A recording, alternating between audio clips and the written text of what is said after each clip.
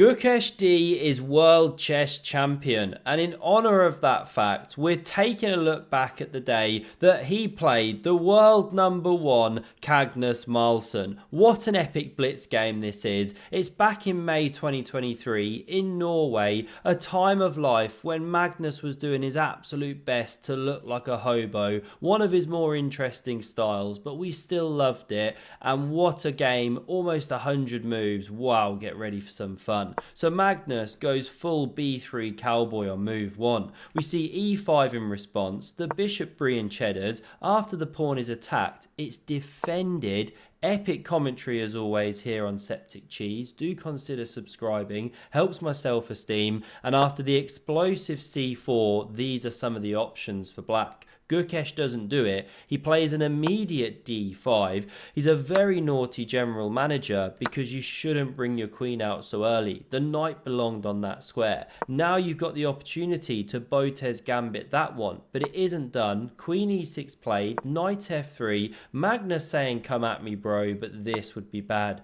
You run into this and you lose a pawn. So instead bishop d7 and watch this, e3 and castles queenside. Andrea starts spinning the beats. We love these kind of positions. This game is wild. Magnus carries on developing. You can slide the queen to g6, best move, but f5 from Gukesh. We love the ambition. We're not going to pause for every question mark and miss. There's way too many. We're going to enjoy the show. d4 is apparently best, but looks weird, even though you're trying to fork these pieces. Instead, Magnus castles the king, runs into e4, and now this is some exemplary horseplay. He goes knight g5, the queen gets out of dodge, and then you should go d4, but he plays f4. Absolutely disgusting what he's doing here. Is he really a grandmother or a very, very naughty boy? Now, of course, your instinct is to play en passant, but that isn't good here. h6 is better. Where is this knight pedaling back to? Even Arnold Carlsen has to have a word at this point. Der Springer an dem Rimmer ist absolut wie eine Schnitzel. Because the knight stuck out on the edge of the board. Absolutely horrible. Gukesh carries on the development. Rook c1 looks natural. Always play king b8. So says our overlord and protector, Hans Feingold. And after a3, very natural, looking to eat the king pawn, we get bishop e6, just activating pieces. But before Gukesh can do anything else, Magnus pushes the juicer. Queen d7 played. That one's literally dropping. Rook c2, you run into bishop b3. So Magnus has to play the horrible knight b1, completely forgetting which way to move his pieces. What a disgusting pawn. This knight drops back, looking to dominate the center. Magnus takes advantage of the last move. Don't get kebabbed on c7, so this one covers. Now we see bishop c4, putting some pressure. King a8, queen b3, both players on a mission to play the subpar moves here, but it's not obvious why they're bad. You know, b5 is the move here, but who the heck plays that? So weakening. But the idea is you give up the bishop pair because you can't retreat, or you run into all these discovered tactics once the knight moves. Outlandish variations. Stockzilla finds them, but not the humans. Knight c6 hits this bishop. Magnus should just develop his knight, but he retreats. Okay, we're through the series of bad moves, or are we? Because rook g8 also not best, but looks so natural, going for g5. So now Magnus develops this one. Knight c to e7 once more is best, but Gukesh cracks on with his plan. Very natural. They're both under a minute now, over the board, pieces flying, but Magnus finally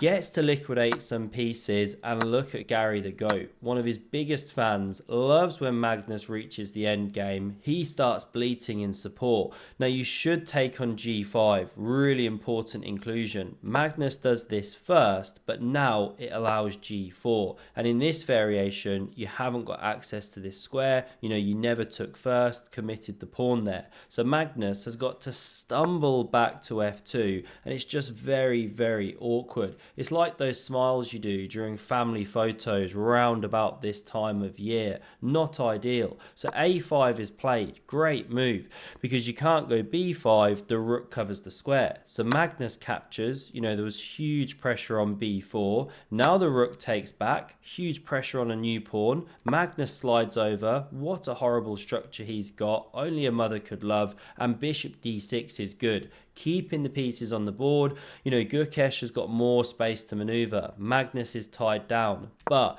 he does this. He gives Magnus a tiny bit of breathing room. Now you should go d3, but again, he doesn't do it. I mean, it's screaming to be played. Bring this knight back into the game, or take here. You can't allow that. But instead, Magnus plays knight h1, one of the most disgusting moves we've seen in a while. I mean, he loves a pony maneuver. We know he visualizes it, but even by his standards, this is too much horseplay. Now, you can play h5, h4, good way to squash that knight. But rook d7 was played, also natural. The knight re-enters the game, fine, it does hit that pawn, serves a purpose. But after rook b8, rook a to a2, knight d8, we soon see this one lift and cover the pawn. But first, Gukesh wants to roll his queenside pawns. Magnus goes for a mini bomb cloud, rushing his king into the endgame, taking care of the weakness. Pawn to c ships played, and after a4, clamping on the b5 action, in marches the black monarch. It's great play from young Gukesh. This was actually his birthday, May 29th, 2023. He was turning 17. Now we see rook a to b2. This rook lifts into the center of the game. Gukesh, of course, flexing his muscles at this point. All his pieces dominated. This knight's going nowhere. Rook b4 from Magnus, and a seahorse is born. What a monster it is. So many different options. Magnus should now lift his rook to here to cover the pawn, but he goes for the counterplay move. This is what he does so well in Blitz, and Gukesh blinks here. Reacts to what Magnus is doing, but he shouldn't. He should simply take this pawn, and what do? You can't crash through, or you take, and if you take here, fine, whatever, clean pawn to the good, you know, dominating position. But he plays rook a7, covers his backwards pawn here. Now Magnus gets a chance to cover his, but look at this, an octopus that Stocktopus can be proud of. The rook is hit, saved, but it's positionally dominant, especially after this excellent pawn to b5, and the juicer is running.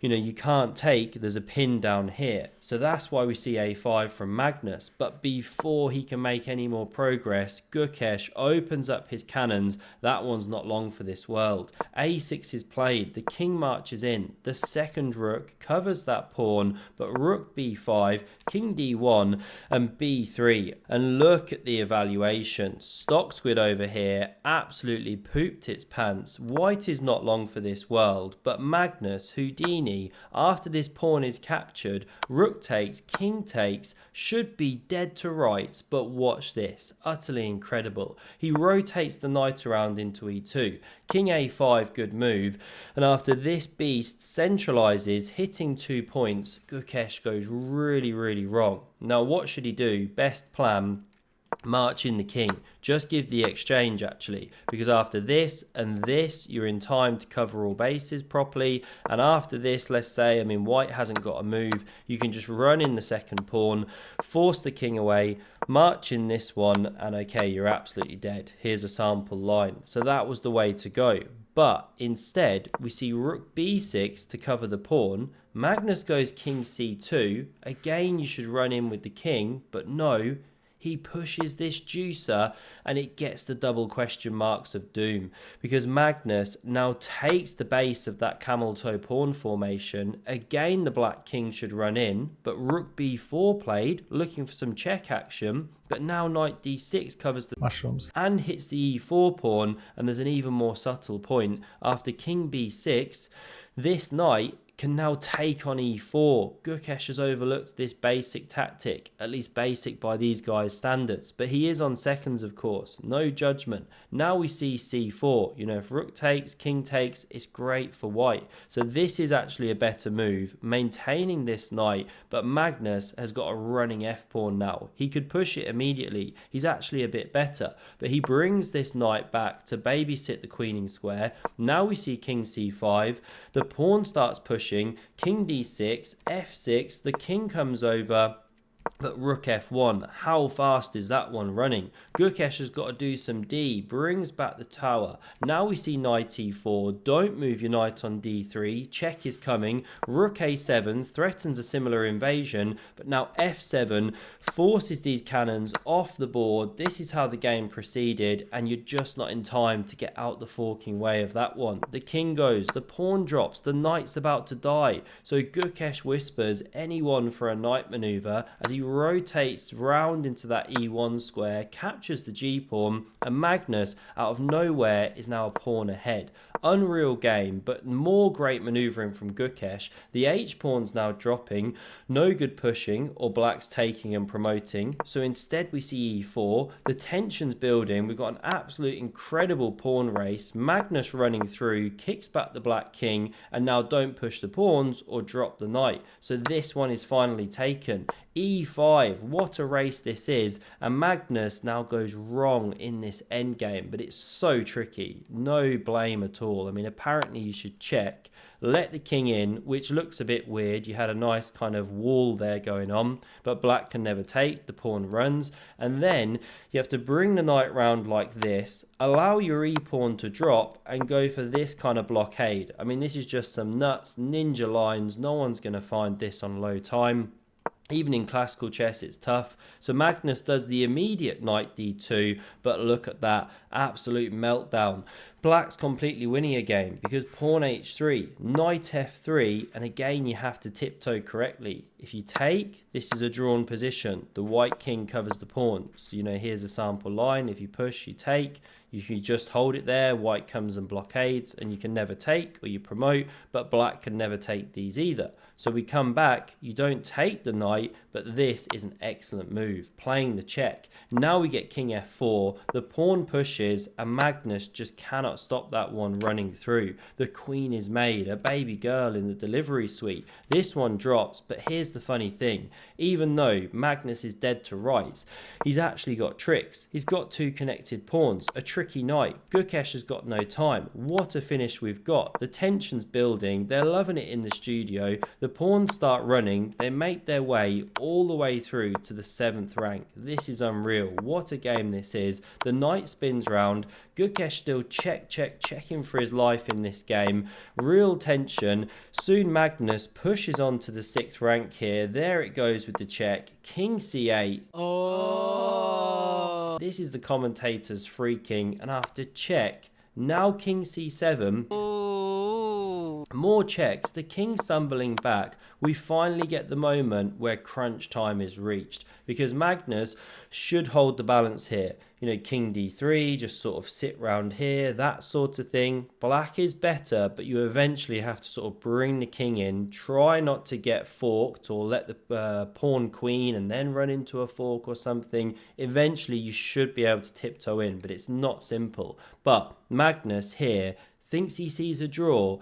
He plays e7 check, but it's a blunder. If the queen takes, then he's correct in his calculation. You make this draw here. You're taking the queen, that's one sample line. If the king takes, same thing, but you check from here. But what Magnus just completely forgot about, playing on seconds, was king takes on d7, and this is just resigns, which he does on the spot. Nothing else to do anymore. The second pawn will drop, and of course king and queen going to overwhelm the defenses of the knight. So this is the final position, 97 moves, incredible game there. And if you want to see more epic chess, have a look at the video on screen. Thanks very much for watching, and I hope to see you again soon. Cheers.